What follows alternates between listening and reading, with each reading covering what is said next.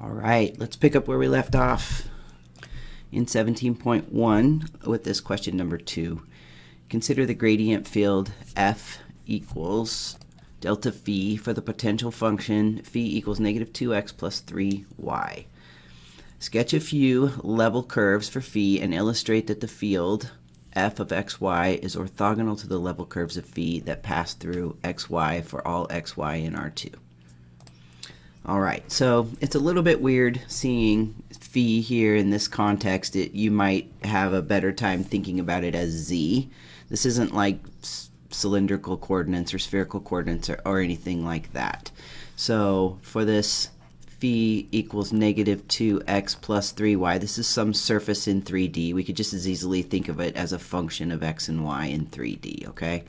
And that's the potential function. So we're going to look at the level curves of this, and then we're going to think about the gradient vectors for those level curves, and that's going to be our vector field, capital F of x, so f of xy. So let's start by looking at the level curves. All right, so why don't you pause the video and write out a formula for the level curves and maybe thinking about graphing a couple level curves, and then, well, don't think about it, graph a few level curves, and then start the video when you're done. All right, did you get something like this?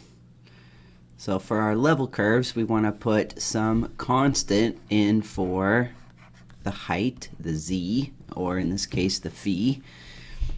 And then we want to say, hey, what does this graph look like in R2, right, in some x, y plane? So if we solve this for y, we just get a line that has a slope of 2/3 and a y-intercept dependent upon c, depending upon what height that we're looking at. So we'll go take a look at this graph. It's kind of cool. But these are our level curves. All right, so now what I want you to do is I want you to figure out capital F. So remember, capital F is our vector field, which is the gradient of phi. So what would that be? What would capital F of xy? What's a formula for that? Don't know if we need to pause the video for this one. So remember, that's going to be the partial of phi with respect to x, partial of phi with respect to y. It's a pretty simple function here. So we get negative 2 and positive 3. That's the same vector, so this is kind of a boring vector field. Basically, for this vector field, you could take any xy point, and the output is going to be the vector negative 2, 3. Right? So from any point on these level curves, the output is negative 2, positive 3, that vector. So from this point, negative 2, positive 3, it's going to look like that. From this point, negative 2, positive 3. From this point, negative 2, positive 3.